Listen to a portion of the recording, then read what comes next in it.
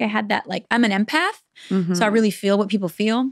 So now it's not that I don't care what people feel, but I'm detached from their emotions. You know, I had to do a little work on my own, you know, codependencies as a person. Right. So you're not afraid of saying something and somebody not agreeing with it. Yeah, like it's okay. Yeah. You know what I mean? Like now I can read even comments. Like I used to be so sensitive to things people wrote about me. But now I'm like objective. I'm like, Really? oh, cool. Or I'll like laugh. Or it's like, yeah. And I've never been in that place. I could have lied. That's amazing. I could have lied and said I didn't care what people thought. Yeah. But deep down I did.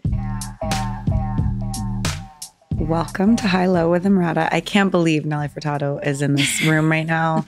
My 12-year-old self is screaming. Like, can't believe I'm with EmRata. Oh she's my God. So pretty. No, that's no, That's girl. just one thing. Okay. I need to hear about your TikTok moment that kind of has happened. And I heard some stories about how you found out it was happening. Can you tell me about it?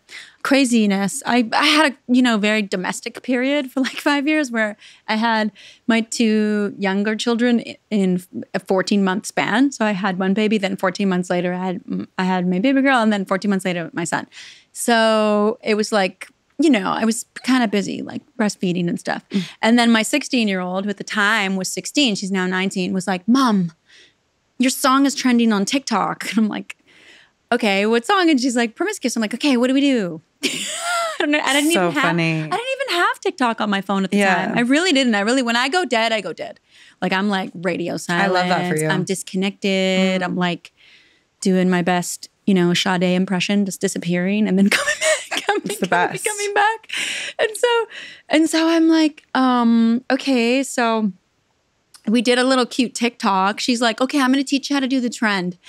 And she's supposed to teach me. And then I'm like, walk in and she's doing it herself. And so like, I'm in it and it's funny, but it's like, that was my introduction to TikTok. So fast forward a few years later, all the songs are trending on TikTok and whatnot. And, I'm making music again. And then I get invited to do a big show in Australia for New Year's Eve. First show in 5 years.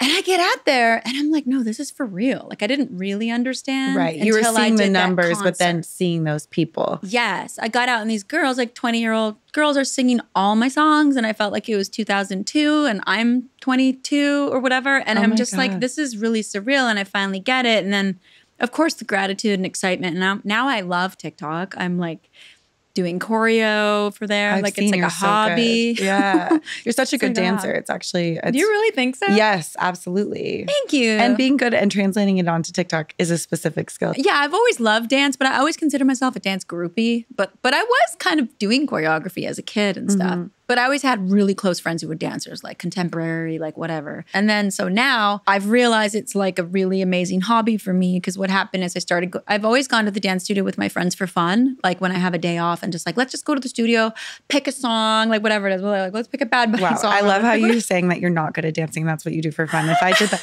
I would be so embarrassing. Oh my God. Like you're definitely a good dancer if you just do that because like you're like, oh, let's just pick a song, let's do some choreo. It's a fun thing. And then what I realized is choreography really helps me with my ADHD. So if I go to the dance studio for 2-3 hours, like that's a perfect day for me. It's like wake up, pack a little bag and go to the dance studio with my choreographer right now is Snoopy and we have so much fun. It's so chill. And we just get in and move and do stuff. Sometimes a TikTok with like our buddies. What does it help specifically? Specifically for me, I find that it makes me attune. So it makes me, my frontal lobe just kind of has to be right there with me. And because when you're doing choreography, you have to pay full attention because the music is going and you have to spatially know where you are. Like for me, that focus is like gold. So it sets me for the day. It's like training my brain a little bit to focus in a different way on a sort of somatic level, I guess. And it connects you to your body and then you're able to focus. Yeah, it connects me to my body. So it's been really fun exploring that. I love the idea of having eras where, you have your moment in the spotlight and you dip out, whatever. When you were in your Sade moment, you worked at a record store and you went back to college, right? Yeah. Tell me about that. Yeah, that was cool. I was living really close to like a university at the time. And I signed up for like adult continuing studies, which was like nighttime courses. And I chose playwriting. Wow. Cool. Yeah, and I actually went in there and said my name was Kim. And I made friends that thought I was Kim and not Nelly until the last day of class, 2 semesters in. You're like, surprise. And they genuinely liked my play when they didn't know it was me. That's cool. Which meant the world to me. Of course. I was like, they like me. They really like me. That's such an important experience. It was really cherished. Those are special times for me. And like, yeah, my friend, music always heals me, man. When I'm in a bad place, man. Like I was in a bad place when I called my friend Aki, who owns that record store in Toronto, and I sampled a lot of stuff from those records on my first record. He collects a lot of old world music and Brazilian funk, anything like that. But anyways, my car literally drove, like it was like someone was driving my car. I was driving it, but I ended up like on his doorstep at the record store, and I was like, take me home. And he played me music. And then I decided, I was like, yo, this is kind of weird, but can you hire me? I'll do anything. And he's like, okay, you can like work in the store. So like I did a few shifts or whatever, and it was fun, but it was like amazing. And then, yeah, the university thing was cool. Like just going to night. How old were you when you did that? I was in my 30s. Okay. So I was like, probably like 30, I don't know, like 33 maybe, mid-30s vibes. Did you need to have that moment to now have the moment you're having and enjoy it? And everything in my life is for a reason. Like our journeys, like never second guess the journey. That's what I've learned. It's like, you know, like if you want to go dark, and then lift yourself back up, but like honor that and let yourself feel all the feelings. Cause like that's the thing too. I've learned to accept myself.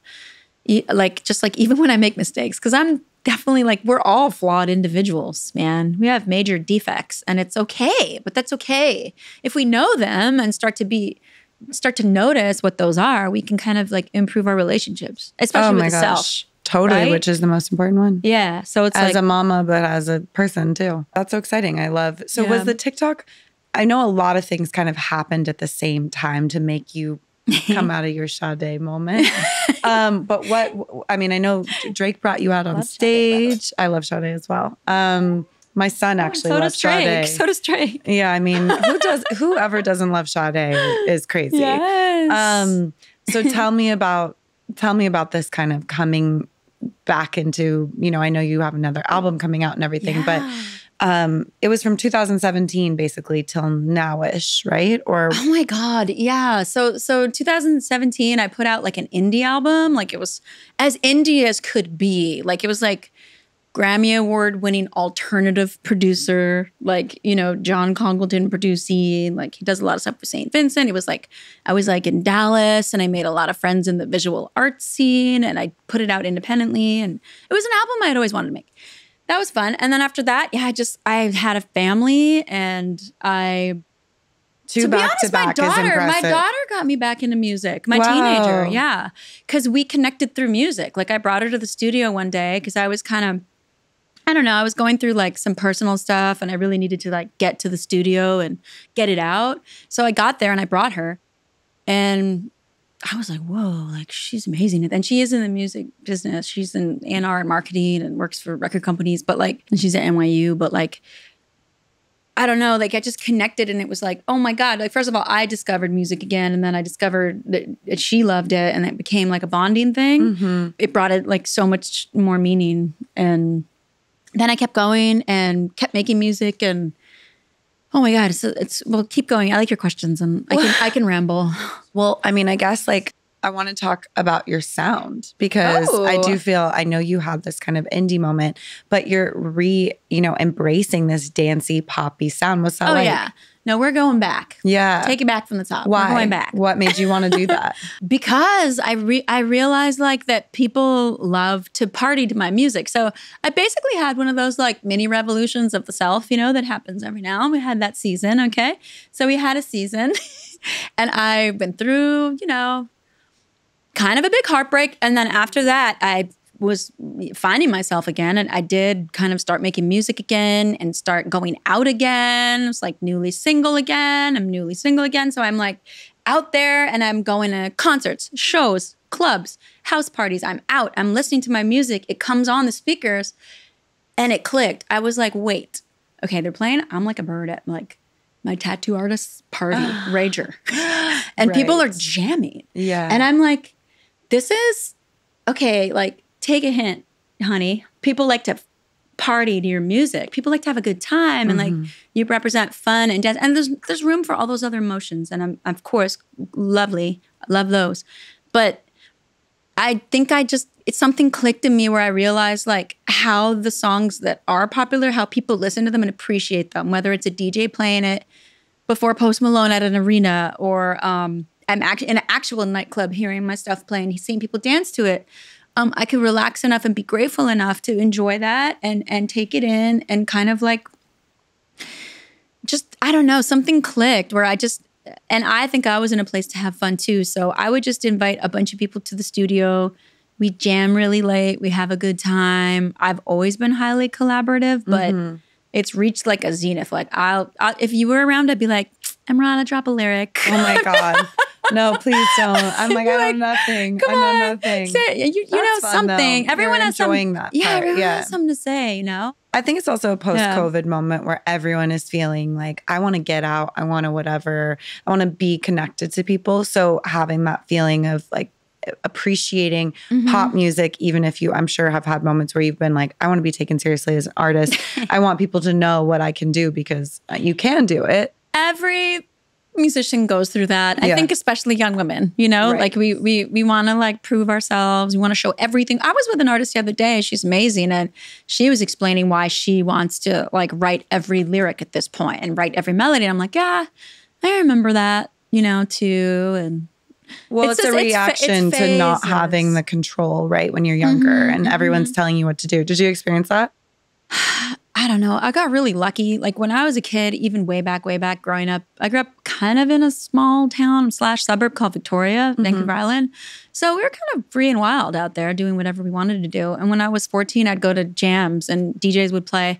But I always hung with the boys and I always kind of never saw, like I loved Mary J. Blige and her poster was on my wall, but I never saw her as a female artist. I just saw her as an artist. That's cool. So I was lucky that way. Like maybe because I played instruments. I was always in the band. It was like a marching band, jazz band, concert band, ukulele, whatever. I played trombone. I did. It's funny to picture.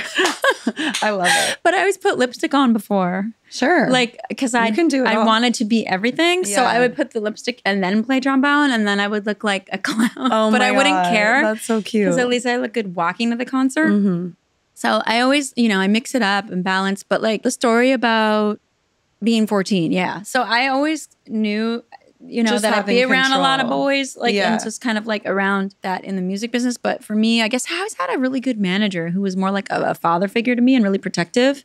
I got really lucky that way. And also, I had a pretty strong sense of identity and self, I have to say. That's really important. I have to say, my mother really instilled that in me. She never kind of treated me like I was just a girl or just a girl making music. And when she was little, you weren't allowed to be in the marching band. She grew up in like rural Portugal, like in a farm town, and like girls weren't allowed in the marching. Like my grandfather was a composer, and my great uncle too. Wow. Yeah, they were marching band composers and multi instrumentalists. So they'd stop whatever they were doing and write down music, and that's what I was like. So like even like a chambermaiding with my mom at Robin Hood Motel at 14 and stopping to write songs down because I was just full of music. But so there, I'm sure once you kind of had this like moment where you're this pop star and everyone's like, oh, Nelly Furtado, like promiscuous girl, whatever. Yeah. You're like, yo, my grandparents, this is in my blood. Yeah. But it's detachment, right? You have to detach enough to like, even me sitting here with you, like, I'm learning to be more vulnerable. You know what I mean? And to be like,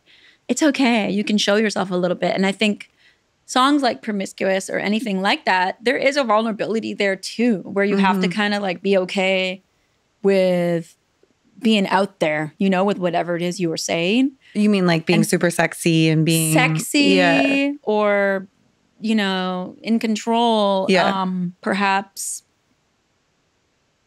Or being a man-eater, like whatever that, like now I sing songs like man-eater on stage and I'm like, vibes, I am a man-eater. This is fun. Like, I'm just like, I love that. I'm feeling the music more than ever. You know what I mean? What do you think has caused that? Why now?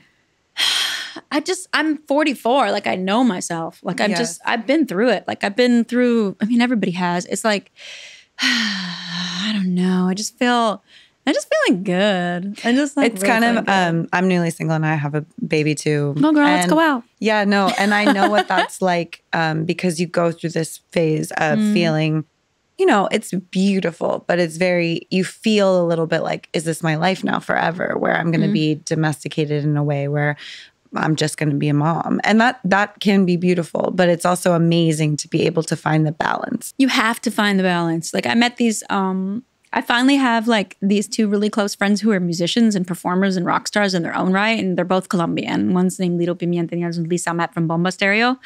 We have a song together coming out, but we when we talk about being mothers and working and being on stage. So I'll come home from the studio 6 a.m. and text Lito and she's like, I'm on stage in the Netherlands. And our kids are friends, you know? Yeah. Community, you know, you need community. When you're creative, when you're in this business, entertainment, and the creative field, you need community. You need like other mothers around who are doing the same thing. And I feel like I didn't have that before. I felt like more like an alien, just kind of doing this different lifestyle. Well, you had your first daughter pretty young too, right? I'll tell you, when I brought my first daughter on the road, there weren't a lot of artists bringing their babies out on the road. There really weren't. It was like, yeah, why not? Let's do this. Like, let's bring Nevis on the road. This is going to be awesome, you know? And it just kept going. Was it hard? It was hard after she turned like 4. Because I was like tired. I was like, I just want to go home and make soup. I mean, that's whenever I bring my son, I'm traveling for work or whatever. I'm like, this is you get it doubly as tired because you've done you spend a whole day talking to people, with people, making decisions, working, and then you come home and you have to be the boss and, you know, be with your child that in a way that takes energy and like all you want to do is stare at the wall sometimes. I mean, you know, my son is 2.5, so we're getting this is to early 2000s. Yeah, no, totally. No, but you know, I try not to. Right. And you're like, this is my one day off. Here we go. Oh God, what a visual. We had fun times. Yeah. It was good though. Like it was cute. Like she remembers from that time, like we'd be on the road and the community again, you know what I mean? Because like you're around like musicians and singers and artists and it could be pretty fun. But of course, yes, mama, it's draining, you know, as well. Like you do feel tired and you're always putting 2 hats on, right? Like you feel it like because you're so many hats. You're out there being a glamazon and then you come home. It's surreal, but it's fun. And it's like, I wouldn't have it any other way. And my point of bringing up my friend was that she's the one who taught me, look, our children are our children and we nurture them. And that is important. But creativity also needs to be nurtured. Yes. Your art needs to be nurtured. That is also a child. You know what I mean? That also is creation. Oh and my I was God. like, mind blown. And ever since then, I've been able to slowly let go of some of that guilt stuff that's not mine. And how else we can do this? Oh my God. We have to live it. I feel that way. I mean, I was saying this to my friend the other day who doesn't have a kid and she's thinking, she's like 35 and she's like, I don't know what it's going to look like. I don't know, whatever. And she's a director and she has a lot of things she wants to do. And I was like, you know, it's such a weird thing because it's not like you go through moments. It's like at the same time, all the time, you both can't believe how lucky you are to be with them. And you're like, there's nothing I would rather be doing than making a puppet. Yeah. And also you're like, what else could I be doing? This is so hard. I've sacrificed so much. And it exists at the same time all the time. And it's kind of beautiful. It's kind of beautiful. But you know, there is this thing where you're like, holy shit, I'm experiencing a lot of emotions all the time. Well, because they're all so different, right? And so putting on the different hats, I would say, is the most challenging. Yes. And not too long ago, I started, you know, touring again, shows, photo shoots, you name it, hustling. Right? Making music, hustling again. And I'm like, okay, wait, I didn't factor in like the self-care time. So you have to make that third space. I haven't done that yet. You know what I mean? I don't know when that's going to happen. You got to make the third space. You got to be like, you just got to carve it out. What was it like becoming a mom later with your 4 and your 5-year-old? That's such a good question. Yeah. So I waited 14 years to have my second child and that was trippy. Yeah, that was cool though. It was, I mean, because like when I had my oldest, I was 25. And then when I had my 5-year-old, I was 39. Right. And I had my son at 40. A different person. I had my son at 40, yeah. Good for you. So I was my mom was 39 when she had me. It's not even that mature now. In New York City, women are having babies older. Yeah. So I feel like I feel like I was a child. I like to tell myself. How old were you when you had your son? Not that young. Oh, it's pretty normal, actually. I'm pretty sure it's like the 24 when my oldest was born. Yeah. Yeah, that's young. Honestly, now it's like it's like having like this like growing like kind of amazing like clan, you know? It's just like. But what did you notice about yourself that was different when you're going through raising these two kids versus when you were a baby? I'm just different. I'm just different now because I think I know what's important now. When you have your first, you're so precious about everything. And just like you overthink everything. And then you also think you know everything. Right. Because you have that 20s thing, you know, where you think you know everything. Like, it's beautiful. I miss it sometimes. But like now I'm like, I'm so detached in a different way where like all I care about is like the more important stuff. You know what I mean? And I remember when I had one kid and being at like school drop off and like the mothers with 3 kids would just not relate to me. They would just like look at me glazed because I knew it was probably because I only had one child. Well, so I think you were young and you were different, a pop star, right? I'm like, maybe they were looking at you, they wouldn't look at you because you were a hot pop star dropping off they were so nice. Real. Moms, it's a universal mom code, you know? Yeah. You get your moms get it in general. It's true. I think, don't you think? You know what I mean? I mean, when I'm like, I flew back from Europe with my son solo. There's the compassion. There were so many moms who were like, do you need help with this? Yeah. The mom compassion, I think, is like universal. Back to that community theme. Yeah. No. So, it's been wild. But they keep me young. They keep me like on my toes. They keep me like. I'm sure. They keep me fresh for sure. I read something that was like, you always knew you would glow up in your 40s. How did you know that? Me and my best friend, he'd be like, you're gonna glow up in your 40s. You too. And we just got back from Ibiza and he sent me flowers. He's like, I knew we'd glow up in our 40s. That's so cute. I feel like most people are terrified of their 40s. No way. It's so fun. Like, I'm so happy. It's like, you know what it is? It's gratitude. I'm just more grateful for everything. Right. Like, I'm grateful for you sitting here and like all these people. But like, the gratitude piece, I think, has changed my life. And so every day is valuable for me. Every day is, I don't know, I have more self-confidence. Well, when you're really young and you get famous, it's really hard to appreciate how wild that is and the success. Yeah. I don't think when I first had an album, I remember I'll never forget flying I flew to Europe on my first promo tour. And I was in a hotel room talking to people about my album. And I remember just having that self-confidence issue almost, like imposter syndrome. Right. Where you're like, why are people here talking to me? I don't deserve this. You know? Right. Yeah, but I'm not like that anymore because now I sing my songs on stage and I'm like, I don't take it so seriously. It's just music, you know? Yeah. Like, music brings people together and that's my passion. Like, I literally was up till 2 a.m. because I was listening to like my friend's set and I'm like, oh my God, okay, so sad, blah, blah, blah. Just planning stuff, listening to mixes. I'm detached too, where I realize like, I'm here to help people have a good time. I'm here to help people feel things. I'm here to do my best. I'm here because I went to dance practice today. I did my vocal warm up. I did a meditation. So I have a good show. I get out there. The work is done by the time I get on stage. And then the rest is like up to God. It's like, right. You know? Right. Well, also having a balance in your life of like everything helps too, where you can be like, this isn't life or death. I'm going to. That too, I think. Yeah. I think I was kind of like had that doomsday thing in my early 20s when I made my first album and I'd overthink everything. All or nothing I kind of thing. I don't think I understood the world either. Right. Like I was like really, really hung up on image and just like, oh my God, why do people only like me when I wear a nice dress on the red carpet? And that's not true though. I remember the Adidas pants or Adidas and the hoop earrings. That was like a big moment. No, but at the time I was really in my head in my early, but you had a look. I turned them down. Yeah, you did. Did you create that look yourself? I did. That's cool. I always wore like big hoops in my hair and the little twisties, and so cute. So at every photo shoot, I would always bring my own little carry-on. Wow. And if I didn't like the clothes, I would pull out like my hoops, or I would say to them, I'll do the shoot, but I have to have my hair like this and the hoops in. Right. And I'd bring my raver pants just in case I didn't like the wardrobe. I love it. Yeah. So you're controlling your image. You're like, I'm this girl and I know who it is and I'm going to do that. I did, yeah. Smart. The shell toes, the thing. Yeah, they wanted a dress. I was like, no, I'm wearing this. I need to feel comfortable. Wow, that's cool. One of the things I want to talk to you about was just Spanish-speaking music. You grew up speaking Spanish or you're Portuguese, right? My parents are from the Azores Islands. So yeah, I'm Portuguese. Yeah. And they were born there, but I was born in Canada. Right. Yeah. But I grew up speaking it. But now you're making Spanish music, right? Oh, yeah. That's so cool. What's that been like? Oh my God. My first Spanish album came out 2009. My Spanish sort of singing career started 2002. I sang with Juanes, who's a Colombian artist. We sang a song called Fotografia and it popped off. People loved it. Song. You remember it? Yeah. Oh, so you do listen to Spanish music. I do. Yeah. But I will say it's been just so exciting to watch. It's not just Spanish album. It's just like an album.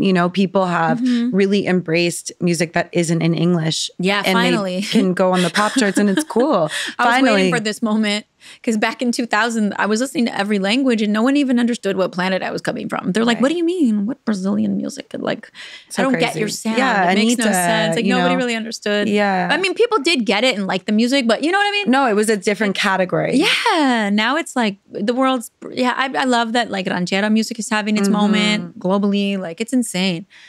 So yeah, Spanish has always been part of my repertoire for quite a long time now. Collaboratively, my own albums. You know how that started? When I really decided to make a Spanish originals album, J-Lo covered my song in Spanish. No way. For what song? the movie she did with Marc Anthony. She did El Cantante about the salsa singer Hector Lavoe. Wow. And this really great writer, Julio Reyes, and I wrote this song called Toma de Mi. And they surprised me and they go, listen to this. And it's a J-Lo singing my song in Spanish in the most beautiful falsetto. It's closing credits of the movie. And I'm like, oh my God, I got to do a whole Spanish album. If J-Lo liked this enough to do. Yeah, 100%. Yeah. It was insane. Yeah. I'm sure. So that's why I did a Spanish album. And that's so cool. Yeah. Okay. Drake bringing you out. We got to talk about Drake. I know. And we have to talk about the JT track too. Yes. Don't forget. Okay, well, we can talk about that first if you want. So it's me and Justin Timberlake and Timbaland. And I thought, why not? This is crazy. Yesterday. The streets are not ready. Like that's gonna be a hit, girl. So Tim. Okay, so God bless my social media person, Rebecca. She was like, we need to do a 17-year anniversary of Loose moment on socials. And I was like, okay. She's like, I think you should call Timbaland or go visit him or go see him. And I'm like, okay. So we FaceTime him. But then Tim and I went off on this 2-hour FaceTime combo. We kind of like went through some really interesting topics and caught up. And we realized there's stuff from the Loose vault that no one's heard and that we haven't heard. And there's tracks we haven't heard because we never filmed anything in that era. We don't have any videos of us working on it. Wow. But we have tracks, somewhere. And so we connected. It was like a real healing thing that happened because I think between the three of us, like me, Timbaland, JT, like we've all had, long careers and ups and downs in our lives and careers and things like that. And I think to me personally, doing this song together feels very authentic and is for me personally like a mini miracle that 17 years later we could get back on it and feel the genuine love we have for each other. That's so and nice. Respect that we have for each other. And our respect and love for each other exists in the actual music. And I feel really, really, really blessed about that. It feels like you guys, I mean, we all know you work well together. You know what I mean? But so, okay, how did you get JT to join in on this? Oh, it started with Tim and JT. Okay. And Tim just texted me like, yo, I got a track for you. It's a dance for a trio. And I'm like, you mean with JT? Question mark. And he's like, yes. And I'm like, skull emoji. I'm like, where, when? And him and JT have been working on music for like a year already, separately from me. So they just had an idea and then they wanted me to, woman the ship a little in my direction so they could feed off that. And we just cooked it up. I had like crazy chills when that came on because I feel like right when Promiscuous Girl came out, I was like coming into like teen years. And I remember being like, I want to be that girl. I want to be like the promiscuous, sexy girl, So hearing that just now, because it has a similar like bass, I think, I don't know about music. I don't want to try to describe something that I don't know. It reminded me of that. And I felt like, oh my God, I'm like ready to go. And I think the whole world is going to feel that way, honestly. I think energetically it's very positive. Yeah. It has a very positive vibration. And for me, the lyrics and everything are very real to me right now. So it's like, it's just kind of magic that the three of us. What are the lyrics? The lyrics are just like, first lyric is I've been working on my gains lately. Yes. That pretty much is the whole story. I love that. But it's just celebrating. It's funny because like again, it's the celebration theme, right? It's like, what do people want to do? They want to have a good time. They want to feel positive energy. And I do still call me a hippie, and I am. I'm from Vancouver Island, but like, I think music still brings people together, man. And just makes 100%. People feel good vibes. And like, that's what I'm here to do. I know that's my job. I actually have to talk to you about something. I posed with a boa constrictor yesterday. How was it? And it was my first time being on set, like kind of like with just the boa constrictor. I was going to say, were you naked? I'm like, why are you bringing this up to me? Because I've never posed with it, but I'm like, it's about nakedness. Because you talk about this. Yes, definitely. And I think it's so cool. Like, I think that, again, it's like about, like, I just think it's such a potent topic. It's a potent topic because women, this is what women are out here, you know, thinking about. What was the experience and dealing like? with. That's a great question. Yeah. I felt comfortable because I like snakes. But what about being naked? Yeah, I was more scared about naked. So like, I'm not actually naked. I'm kind of covered up, but still. But it was vulnerable for me. But I also, you've had 3 babies. Like, I know what that's like. Yeah, and in life, I think that there are these moments that people ask you to do something, or in general, or you're hemming and hawing over a decision, and if you're just talking about it and you're not sure, then you don't know. You know what I mean? You don't know what you want to do. But if you say yes, I don't know why, but I'm saying yes. Those are the things you do. So in this moment, yeah, it's definitely, I'm evolving a lot, I think, as a woman. I'm evolving as a woman, and I'm evolving at a great pace. And so yesterday, being vulnerable enough to kind of have, less sort of clothes on and more of a boa constrictor on me. More of an animal. Yeah, it was cool. And it was a good feeling. But you know what I mean? Obviously have changed from that. You're like, I don't necessarily want, like, that point. I just want to be authentic to myself at all times. You know what I mean? And totally. And I just, if I want to do something, I want to do it. And I'm trying to shed all that. I'm trying to shed all the baggage, right? All the ancestral baggage. Right. I think it's so important to try to work through that. Connect to your instinct. Connect to my intuition, my instinct, and evolve, like evolution. I just want to keep growing, you know, and searching. Seems like you're doing that. I mean, totally. Trying, yeah. It's so exciting to have. I mean, I feel like, you know, what we used to think about age has changed so much.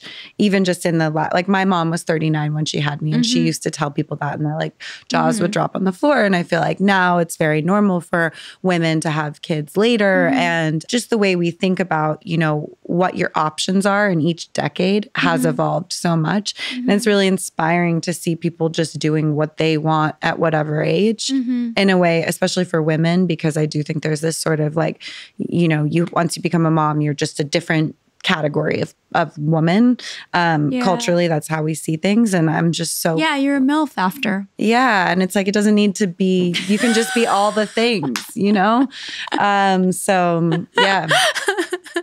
No, it's been so fun, like, in the journey of becoming all the things. And even, like, I've evolved so much where even I think what you were talking about, like you're ahead of your time too, because you were like talking about stuff no one was really talking about, you know, and just I know I haven't read your book, but I know what your book's about. I'm going to now. Don't worry. Now that we've met, I'm going to read it. I have to ask you, what gives you I know I'm interviewing you, but what gives you the freedom to be as vulnerable as you are, like in your image and in your everyday? Like, what's given you that gift of vulnerability? I think you have the gift of like vulnerability. Thank you. And I think that's a rare thing. I would say there's a toxic side to it and a good side to it, a positive, probably like a lot of things. One is that, like I write about it in the book, I've just always felt like if I expose myself, then nobody can hurt me because I'm the one exposing myself. Yeah. It like takes the power away somehow, which I think can be true, but also can sometimes like, I don't need to expose myself in that way to protect myself. Like that's not necessarily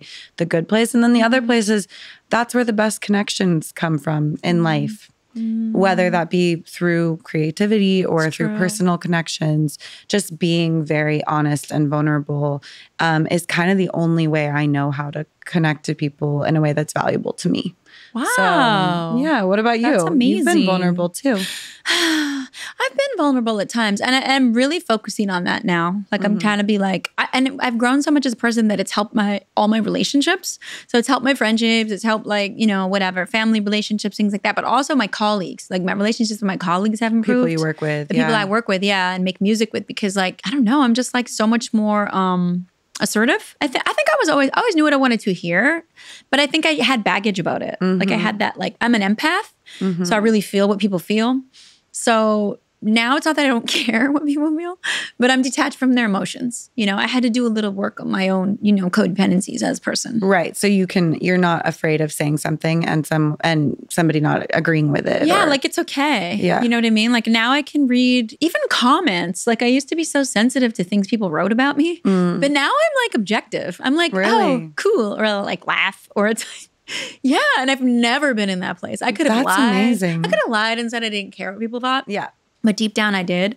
But now like I'm like, oh my God, this is real. You can actually not care what people think. This is dope. How did you get there? And how long have you been in that space? I don't know. Teach us your ways. Teach us your ways. It's cool. Like I laugh now. Like I laugh. Like I was literally reading like, this sounds crazy, but I was like, my friend sent me this thing. People are arguing whether or not I had a BBL. So they're like, look at her. Wow, her butt, you know, glowed up, or like whatever. And I'm laughing reading it because I'm like, I could get mad, you know, that because I didn't have one. I mean, this is my mama's body that I have. But like, I think that reading it is interesting because I'm like, wow, now look at reading comments like this versus how this would have affected you like 10 years ago. You know what I mean? Yeah, there's also some humor in where I have found humor is like how little people know and how it's almost like fantastical in a funny way where you can be like, this is so ridiculous. They actually have no idea. And if they knew the truth, it would be crazy. Like how complicated or how uncomplicated the truth is sometimes. You know, like you're like, no, this is my ass. It's always been my ass. I kind of admire, that's why I admire like artists like, well, Anita's the latest one to do it, when she just like spreads misinformation about herself. Kind of like the White Stripes used to do that. They used to just lie in all their interviews. Oh yeah, like are we brother and sister? Are we married? Because you might as well, because it's all like lore. You know, it's all entertainment. It's all lore, you know? So I thought you were going to talk about, because Anita is super open about the plastic surgery she's gotten. And she's like, I don't understand why everyone. Good for her. Yeah, I think it's saying is like, it's cool to be open. And I have nothing against that at all. Yeah. Like at all. Zero judgment. Like no hate. No hate, but you know, you do feel like you want to interject or be like, well, wait, people are saying lies about me, you know? Yes. But it's fine. Like, it's all part of entertainment. You know what I mean? You also have to just let go. Because exactly, because it's going to be another thing. A million times, and then it's going to turn into something else. That's true, I know. I mean, that is what I've learned. I guess. Yeah. I've learned that. I was going to ask you about the Drake moment where he brought you out on stage. That was in a year ago, actually. I just kind of posted something for the 1 year. I remember seeing it on TikTok and being like, oh, shit. Yeah, you know, Toronto love goes deep. And I've been kind of out there in Toronto on the streets making music since I was 17. I had a trip hop group. It was called Nell Star. Oh my God. You know, Drake is a few years younger than me, and he, you know, grew up listening to my music. And we had a mutual friend. We finally met. It's weird that we hadn't crossed paths before. We met on the set of the Wait For You video with Future, actually. Because one of my friends, another artist, was there and wanted me to come by.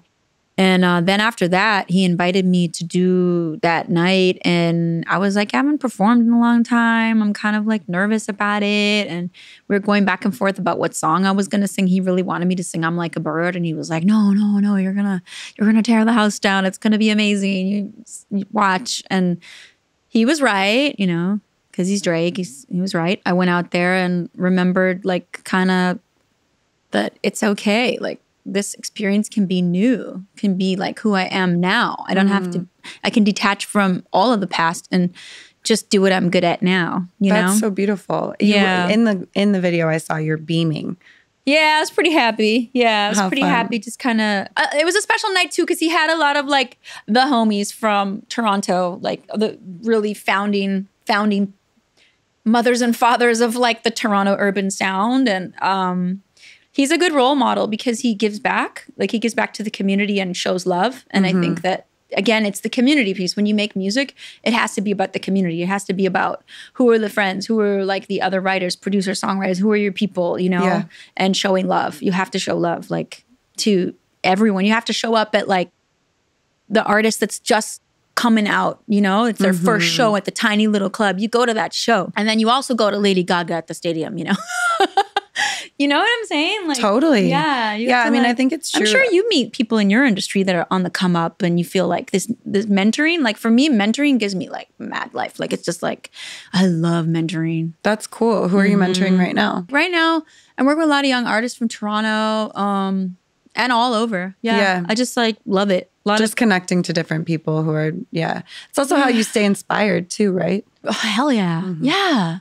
And you have to, we're so lucky to be doing this for a living, right? To be in entertainment, to be out there in show business. So we like the equalizer is like giving back and having gratitude, right? Because it's like, we get so much love, we have to like put it back out again. You know, it's like, that's the essence of it, I think. That's beautiful. I think on that note, I'm going to just do this one thing we do now on the show where I do kind of like a rapid fire question, just to wrap it up. Kind of fun questions. Okay. Favorite guilty pleasure? Oh, guilty pleasure. What's my guilty pleasure? Oh, I go in toxic TikTok. Ooh. Toxic TikTok tunnel. The one-eyed scrolling is what I call it. Where you're in bed in the dark. And you're like, there's so many experts on there. Oh my God. But I love it. I just like take it in. I'm like, yeah, girl. No, I'm addicted. But that's like what makes TikTok fun. Yeah. Do you believe in ghosts? Oh my God. Someone just asked me this. Really? I low-key think everyone believes in ghosts, but not everyone wants to admit it. So yeah, I do, but I'm not scared of them anymore. I was scared of them when I was younger, and I'd like be in a house all by myself. So scared. But not anymore. I've overcome that. Yeah, I'm different now too. I was staying at this house and they were convinced it was haunted. And I was spending the night and I was sleeping alone in my room. And I was like, you know what's crazy? Is that I don't give a fuck. And I like closed my eyes and I was like, night, night. I was like, wow, adulthood is sick. You can hang with the ghost. Yeah, it's fine. Yeah. I'll be okay. You know? What turns you on? Oh, shit. That's a good question. Oh, lately, I really like confidence. I like when someone like knows what they want and they ask for it. And like, I like that. How is it being single? Are you dating? It's fun. Okay. I love it. Are you actively like going out there? I've never been single. Yeah. Like even in my early 20s, I guess. But then I was just always like in these long relationships. So it's my first time really being single and enjoying it and being mature enough to enjoy it.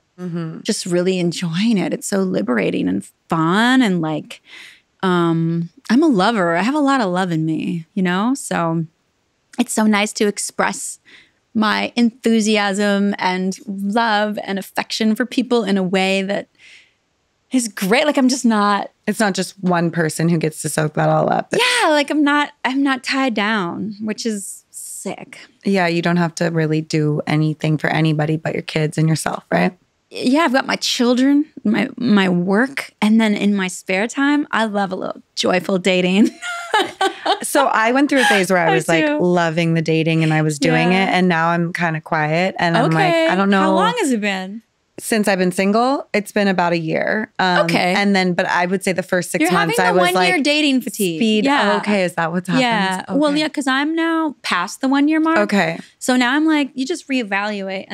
But then it kicks in a high gear and gets more fun. Okay. Yeah. Because right now I'm like, I'm good. Because now I'm getting busy again. So then it's good. You're right. You have more energy. You're like, let's go. You know? I love Nelly Furtado giving me dating advice. Is so. No, it's good. I love it. It's just like, how do you meet people? If you feel that way, you just get busy again. Right. And then you're good, you know? Yeah. How do you meet people?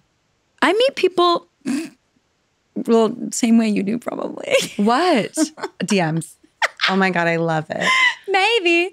Also, like, I have good luck. I just meet like really cool people sometimes. Sometimes I get set up through friends. Yeah, that's the best. I meet people through work, obviously. And then also, I don't know. I've never had a dating app, but yeah. Okay. I love it. There the are DMs. ways. I would love to see who's in your DMs. Oh my God, how fun.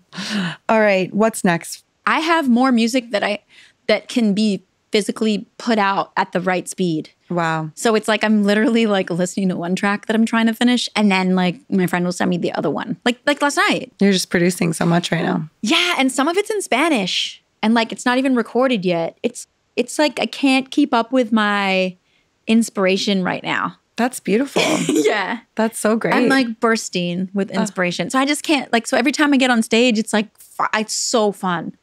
Because I'm like, oh my God. So exciting. Yeah. And then it feels like karaoke when I sing Promiscuous or something. It's just like, yeah. Right. You're like, I don't connect to this necessarily. In a good way, though. Yeah. Because I'm having fun with everyone. Right. You know what I mean? That's beautiful. Yeah. So next is just more music and just more music too. And then more music and then just fun and just keep things going. Just keep the music going and flowing. And, you know, like I love that. I'm going to Ibiza again next summer for sure.